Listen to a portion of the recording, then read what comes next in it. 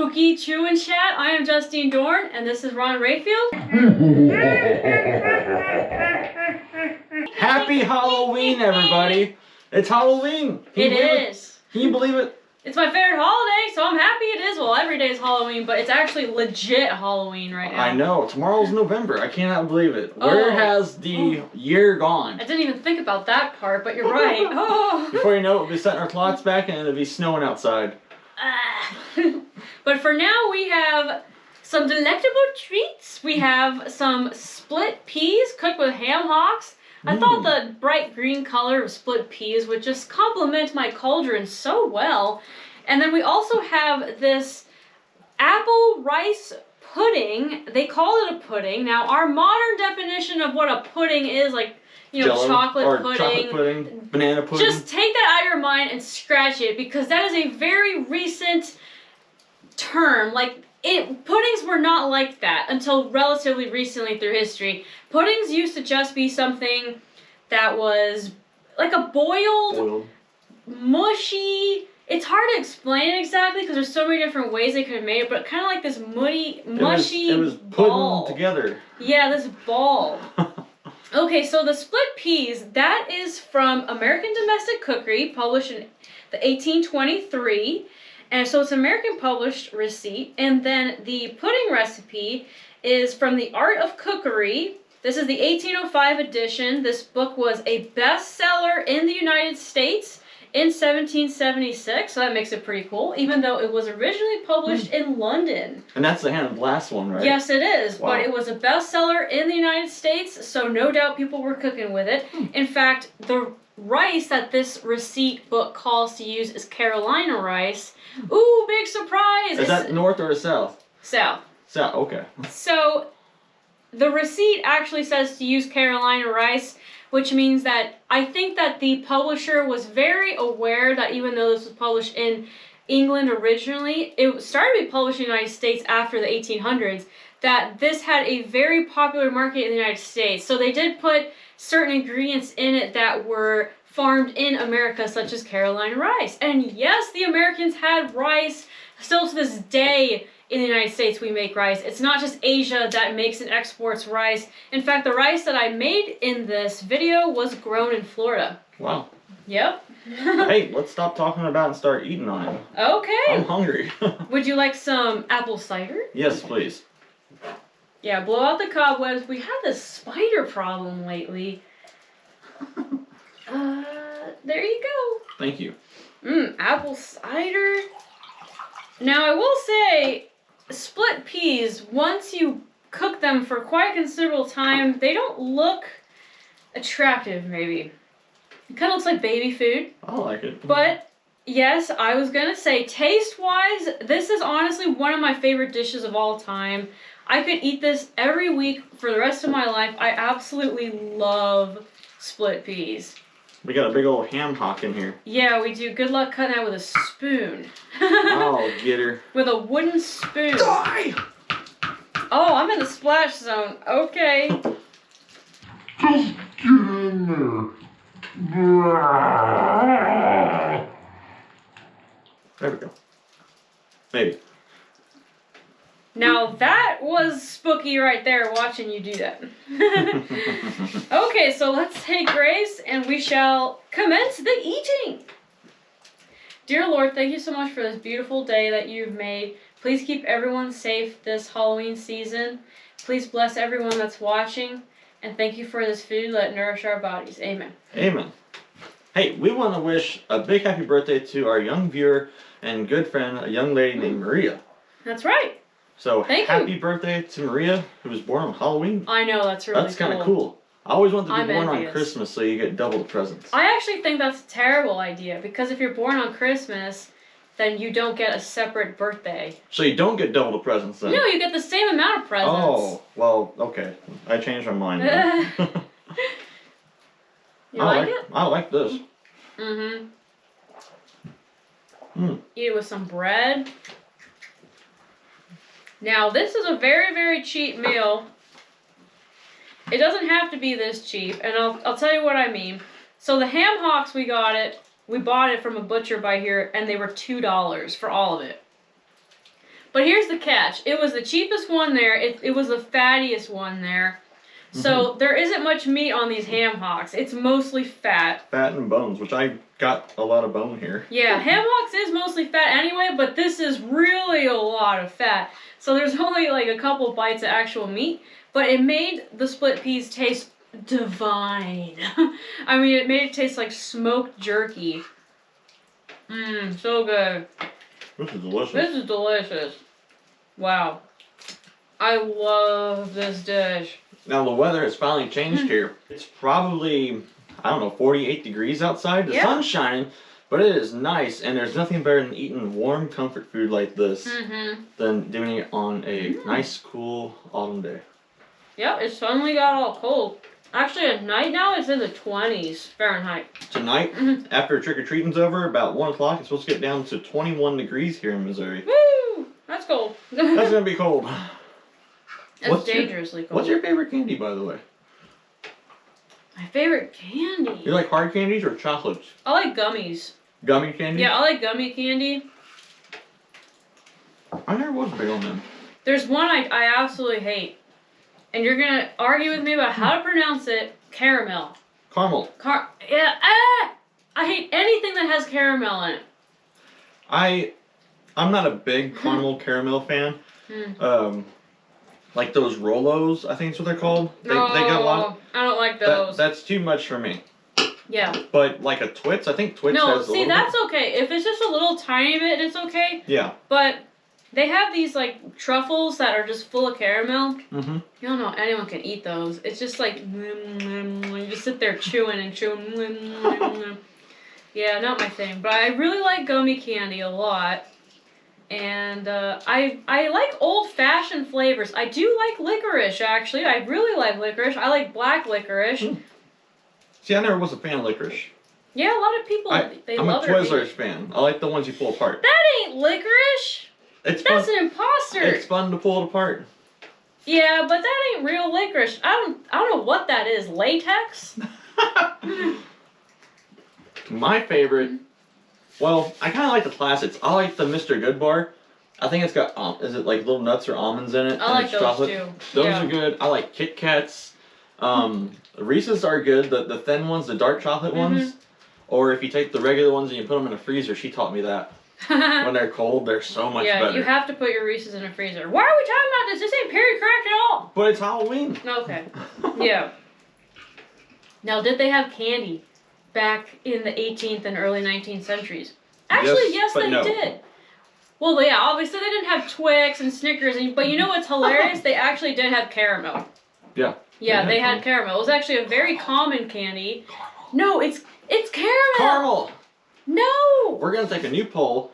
We've got about, I don't know, double the amount of subscribers since the last time we've done this. Is it caramel or is it caramel? Oh, we did this last year too. Or is there a third option? What's the third one? How's caramel, caramel? There is no other way Okay, I guess there is not a third one. Yeah. Yeah, they did have caramel in the 1800s and the 18th century. Very common sweet. Where's the meat? It's all fat. They also had something called sweet meats, which isn't what we call today. Yeah, it's not. Or sweet bread. Sweet bread. Is it called sweet breads? Oh. It's meat, actually. Yeah. Some people, they call it sweet bread. I've also heard sweet meats. But sweet meats back then was candied fruit and candied flowers.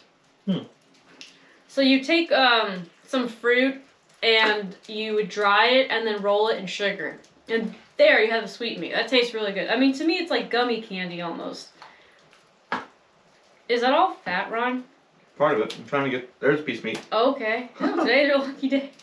So we made this dish right here. We got a bag of split peas for $1.50. The ham hocks were $2. There's no added salt in here because the ham hocks are smoked, so we really didn't need to add any salt. If you add salt, you'll regret it. It'll get way too salty. The ham has its own salt, and it comes out as you boil it. We added a tablespoon of pepper because we love pepper. We do love pepper. We love pepper. You guys adjust it however you want.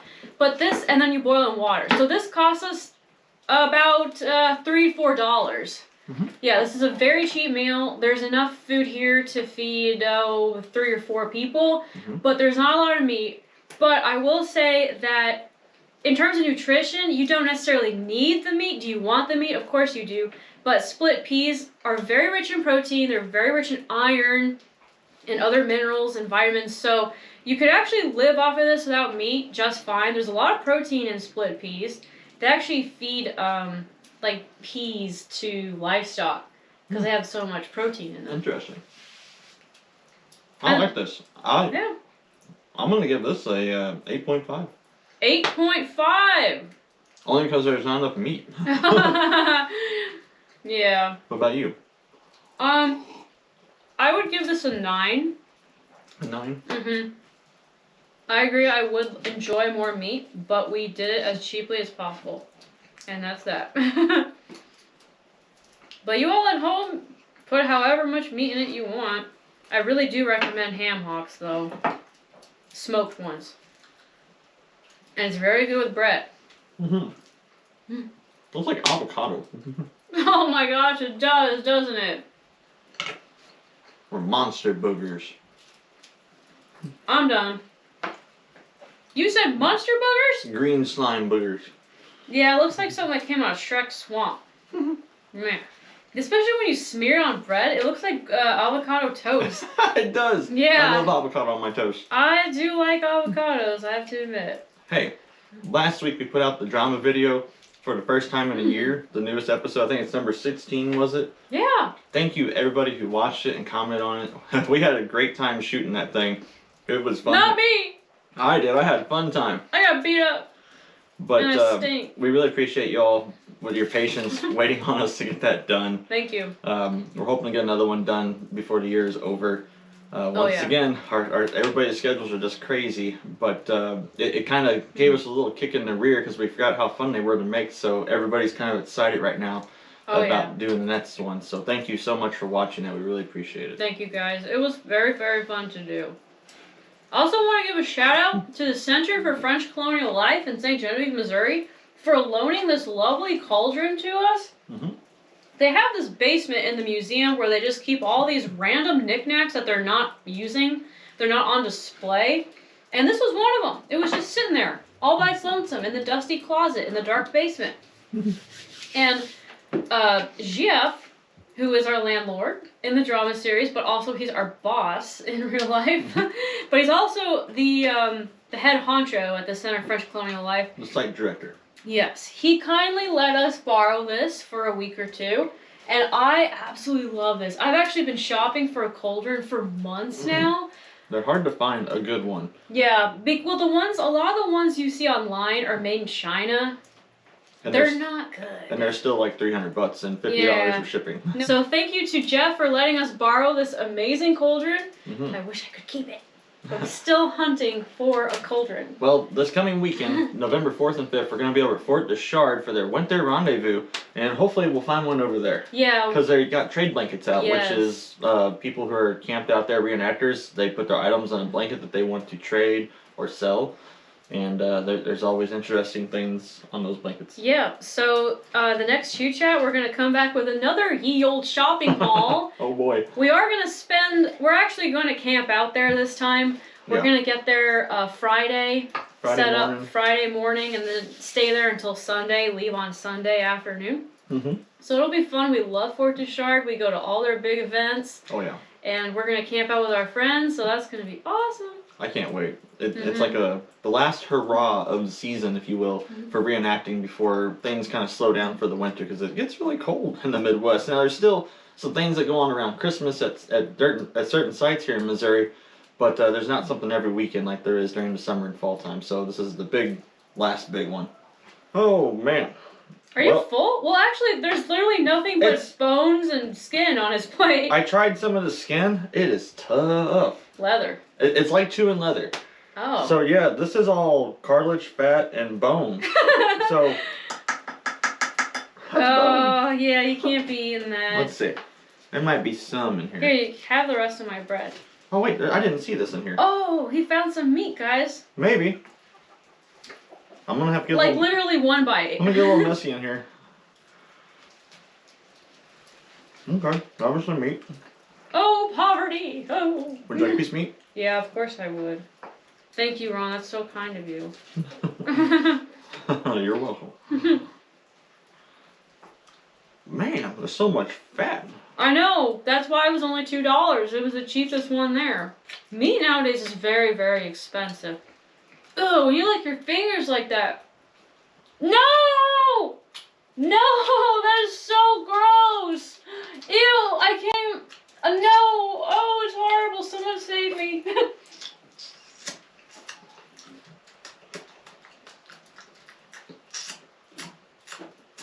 Oh.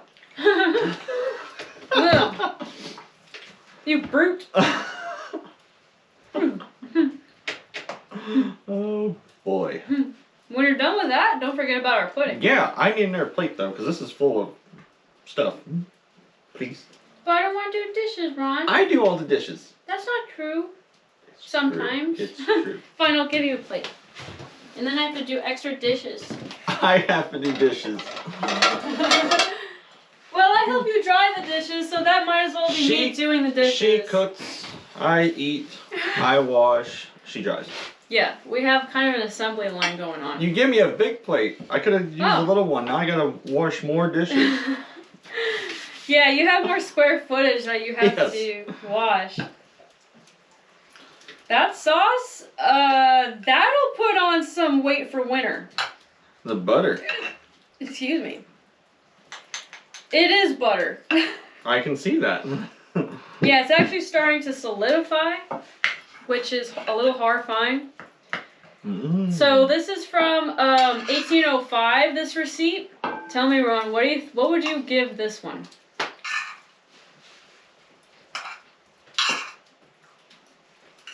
Ron, what would you give this one? Review it. 1 second.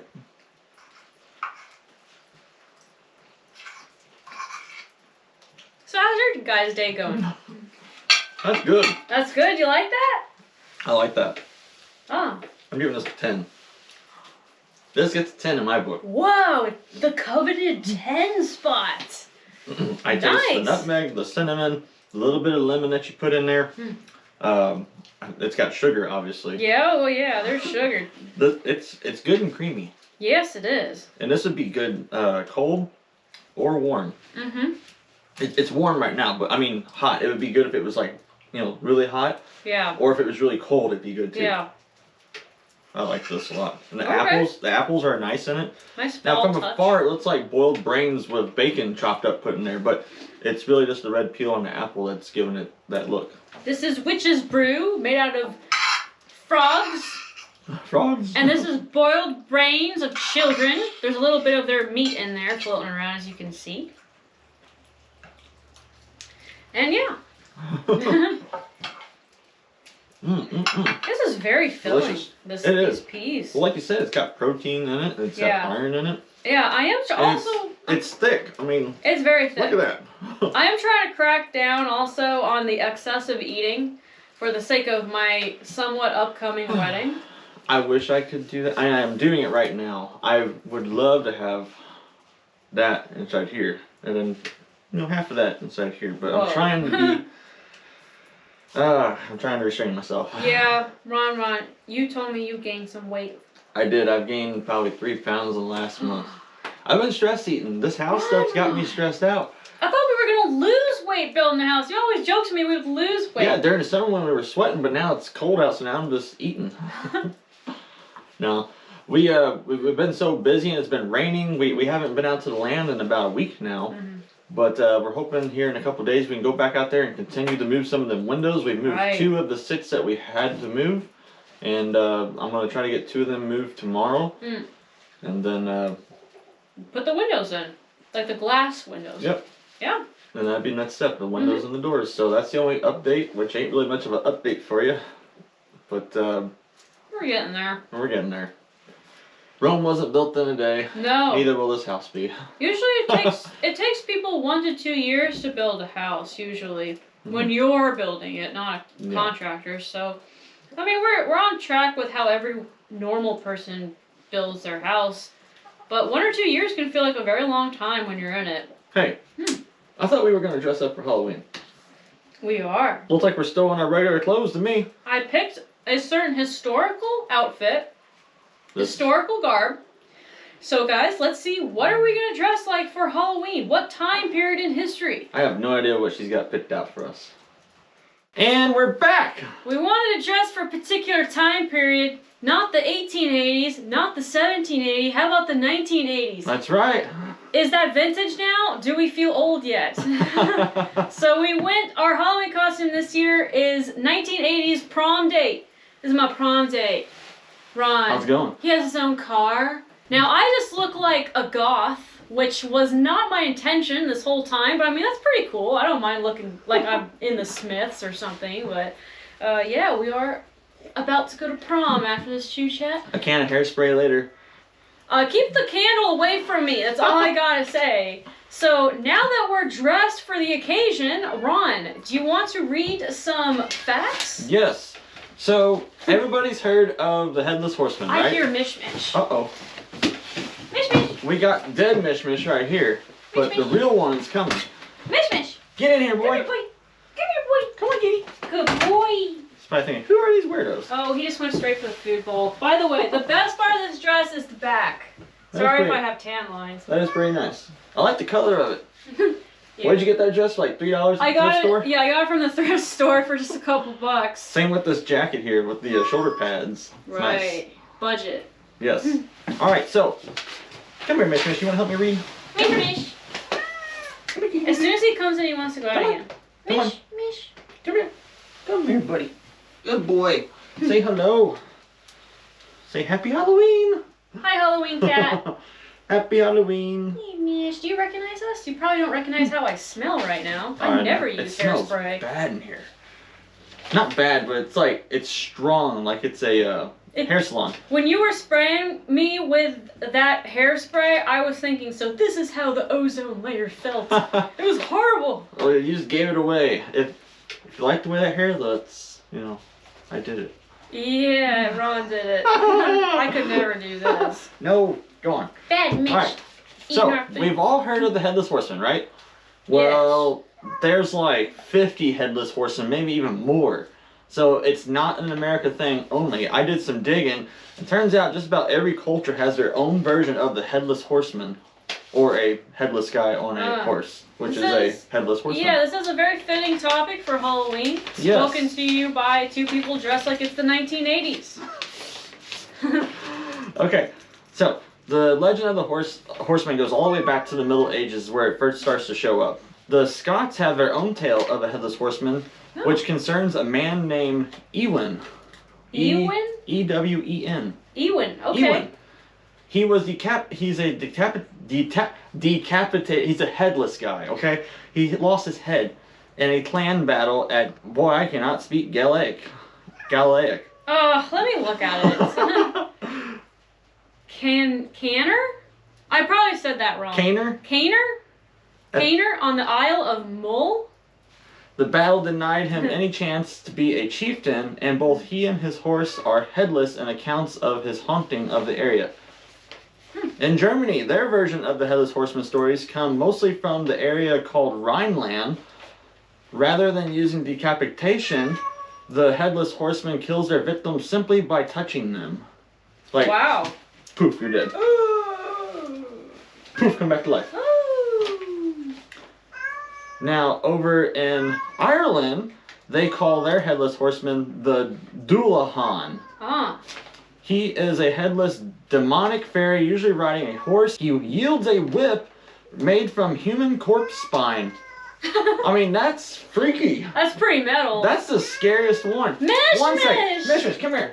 Mish. You want to sit up here on Mr. Creepy's lap? There you go. Good boy. Good boy. Yay. Yay. Reunited with Mr. Creepy. Good boy. Okay. He meows a lot. If you're new here, he is a serial meower. He just always meows constantly, non-stop. Like, even India has their own version of the Headless Horseman. Over in India, Indian folklore states that a jinjar are said to be born out of violent and wrongful deaths that occur in protecting innocence. Now, the American version is a Hessian soldier who loses his head, from a cannonball at the Battle of White Plains. And that's written in 1820 by Washington Irving, which happened to spend time over in Germany where some of these stories were being told while he was writing that book. Yeah. So I would definitely say it influenced it. I will say a lot of folk stories are originally German in origin, like even Snow White and Cinderella and all that. Those are originally German stories, German folk stories. So the Germans can tell a very good story. Maybe it inspired him to write about the Headless Horseman. I think it did. There's even another version in the late 1800s, after the war between France and Prussia.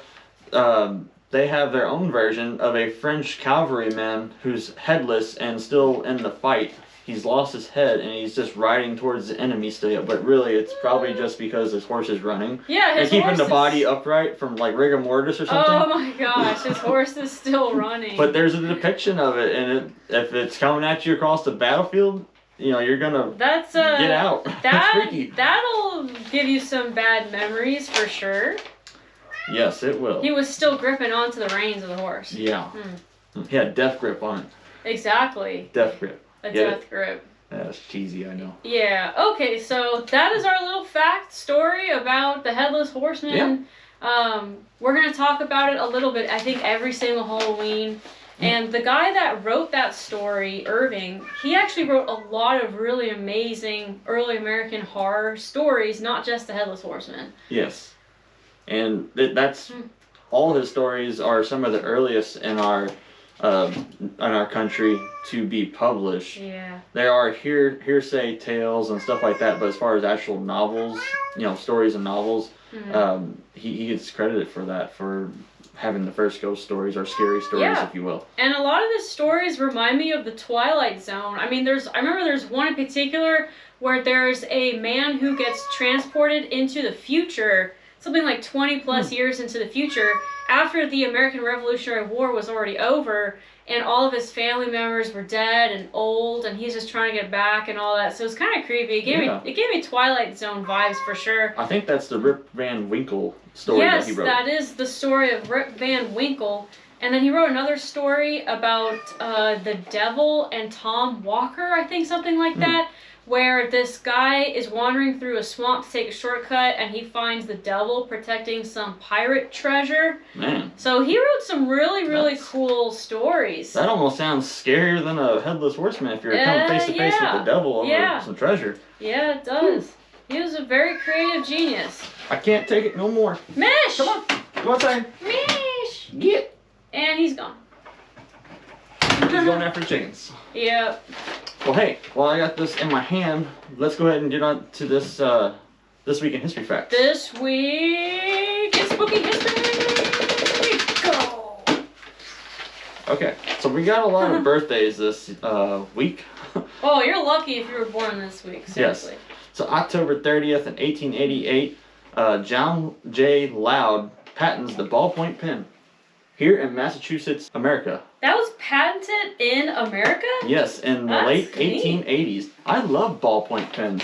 Oh, especially the thick ones. I like the bold ones. Justine likes the fine tip pens. Easier to write than with a quill, that's for sure. It is.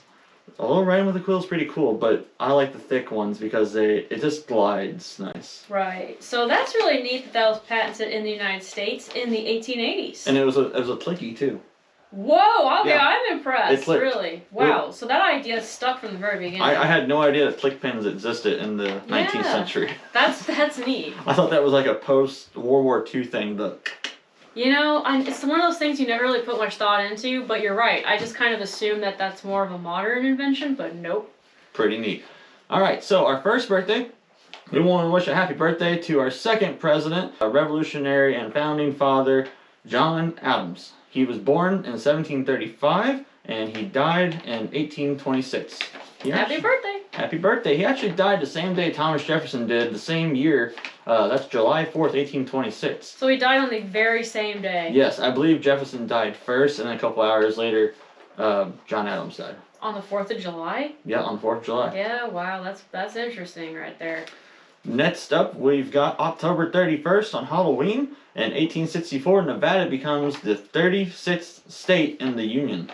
Neat. So, happy birthday, Nevada. Happy B-Day. November 2nd, My great uncle Daniel Boone was born on November 2nd. He died here in Missouri in 1820 at age 85 years old. He died in what is now Defiance, Missouri. Inside of St. Charles County, Yep, in his son's house. He was born in Pennsylvania. Now we've got 1795, James Knox Polk, the 11th President of the United States. He was born in 1795, and he died in 1849 at age 53. That's pretty young. I've never really heard of him, and I've never heard of this next one either. In 1865, on November 2nd, Warren G. Harding was born. I've heard of him. I know Harding died in office. He didn't even get through his full first term, and he died at age 57 from a heart attack in 1923 while in office. That's terrible. That's pretty young. And then next up, we've got for November 4th, we got a wedding. In 1773, Betsy Griscom marries her first of 3 husbands eventually, and her husband that she married is John Ross, making her with the name Betsy Ross. Betsy Ross, you ever heard of her? Actually, her name was Elizabeth, but she went by Betsy. Oh, is Betsy a short for Elizabeth? I think so. Huh, that's really neat. Now, what is Betsy Ross known for? They say that she was the one who made the very first U.S. flag independent from the British. Now, no one knows for sure if she really did that. We do have a pay stub of hers that says that she was in fact paid by the U.S. government to make a flag, but we don't know if it was the first flag, we don't know if she designed it, we don't know if she worked with a team of women on it and she's the only one who got credit for it.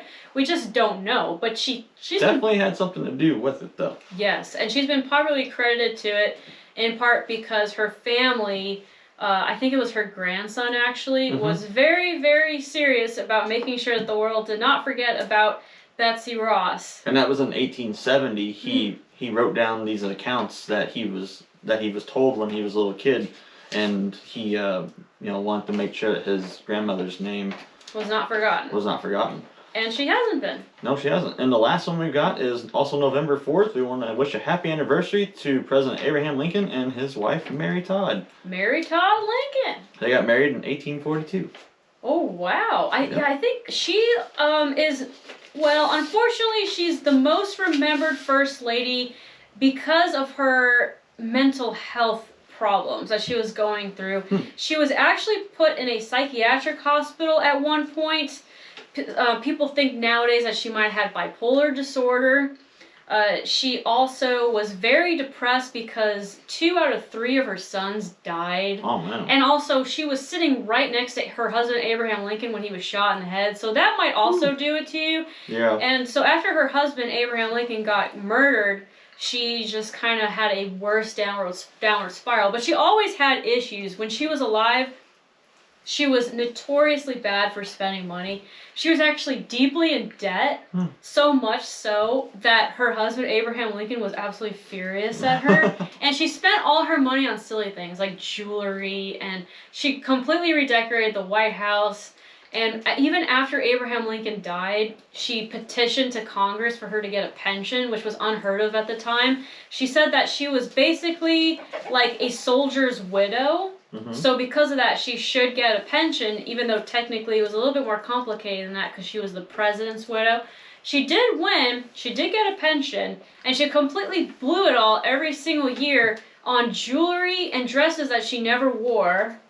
And she was also very easily convinced by scammers. I mean, she has a right to get that, I guess, but nowadays we would think that she would get a right to that, yeah. But back then they didn't think like that.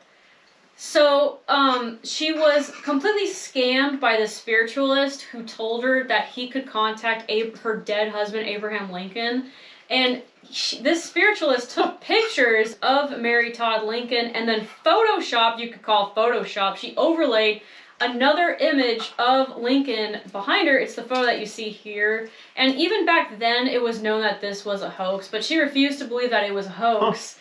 And after her husband got murdered, her son, her only surviving son, apparently couldn't stand her guts. He said that she was spending all her money and she had extreme mood swings where she was really mean at times and then really happy at times, but then really mean, which we now would probably think that was bipolar disorder. He actually had her committed to a insane asylum. Man. And she was there for, I think it was a year or almost a year. That's and, sad. And yeah, she eventually won her freedom back. But yeah, her life was pretty bad. She eventually died of a stroke. But in her life, she was not very well liked because of her very bad mood swings and the fact that she spent so much money that people compared her to Marie Antoinette in that sense. Really? Yeah. Yeah, she spent a lot of money on frivolous things. Dresses and jewelry. She was deeply in debt to a certain jeweler, in fact, and it was so bad that she had to just return the jewelry because she couldn't afford to pay off the debt. Man. What a story. So the more you know about history, people in history are very interesting characters. I never would have guessed that. Especially the mental part of it. No. Unfortunately, that's kind of become what she's the most remembered for, is her problems more than anything else. That's sad. Yeah. Well, happy anniversary to them, and right. Let them rest in peace. Yep, they're back together again in heaven right now. Well, anyways, who wore it best?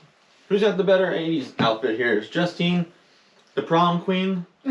Or is Ron the cool dude with the muscle car out back? You know, I never went to prom. I did, but I went by myself. There's just me and a group of friends, so I didn't have a date. Yeah, no one asked me on a date to go to prom, so I never went.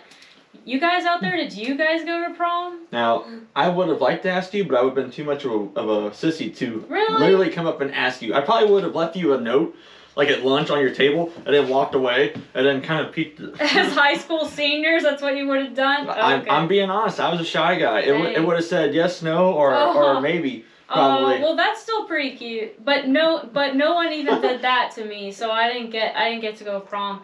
So Ron and I have our own. You know, there's actually an adult prom though, isn't there? Yeah, there is. Yeah. In St. Louis, they have. They got like these '80s nights and stuff. Yeah. That'd be cool to go to one time. Check it out. Yeah, we should go to it. That would be fun. Woo! That's 70s, Ron. What are you doing? Never mind. Sorry, Mr. Roboto. Arigato, Mr. Roboto, domo arigato. You actually know the words, I don't. Yeah. Well, hey, we hope you all have a very fun and safe Halloween. It's getting dark. I mean, it doesn't look like because the camera doesn't show you, but it's actually getting darker outside. It's like, I don't know. It's dark halfway there. By 7, for sure. It's dark now. So go out there, get some candy. Be sure to brush your teeth afterwards. Don't eat too much candy. And be careful. If you're going out, only take stuff that's in wrappers, you know, just like they told us back in the day. You don't want to get the popcorn ball. It's got the razor blades in it. You don't want to... my goodness. I mean, I think that was only in those scary movies, thankfully. But anyways, always be careful. Yes. And especially stick with your parents or your group, or make sure you watch your kids. You know, there can be, you know, crazy people out there. In these big groups, depending on where you go. But more importantly, make sure you brush your teeth. Yes, you don't want cavities. No, you don't want cavities. Because that's really scary when you gotta go to the dentist. Scary. Especially in the 1800s. Oh my goodness. Yeah, you all seen that last week. Woo! Oh, you know, speaking of last week, who won the pumpkin carving competition? Oh, yeah. Me. Now, if you count all the write-ins, no, all the people that say Ron should win. No, they're not true write-ins because they voted, but then they wrote in the comment section, well, I voted for Ron. You don't know that. Why would you guys write that you voted for Ron, but then you didn't actually click to vote for Ron? Why would you guys vote for her over me? Why? Well, I know it's a great mystery, isn't it? I cannot put my brain together to figure that out.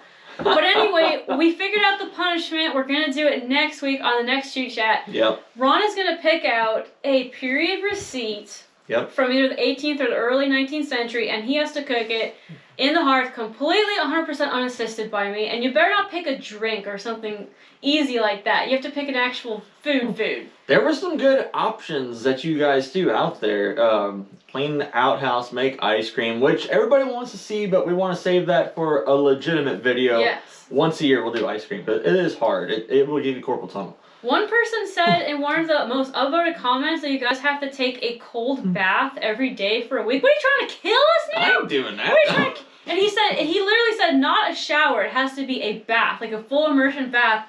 Why? No thanks. that is a pretty serious punishment for not being able to carve a pumpkin correctly. My goodness, people. Somebody even suggested I wear a red coat. No, that's even worse. I will never. No, we can't. Never. We can't. They'll take screenshots of the video and use it as blackmail forever. Yes, they will. Yeah, so next week, stay tuned for that on the Chew Chat. Ron's going to try his best to fumble or maybe succeed through a I think I can receipt. pull it off. Okay, I have no clue what he's going to pick yet. You gotta give me, I mean, they might not know, but you know, you gotta give me a little bit of you credit. are very smart, actually. I think I can do it. As long as I can comprehend what they're saying, because it's very vague. It's not a recipe, it's a receipt. So it just really gives you just the quantities and the items. Doesn't give you the instructions. The instructions, yeah. That's So, a good point.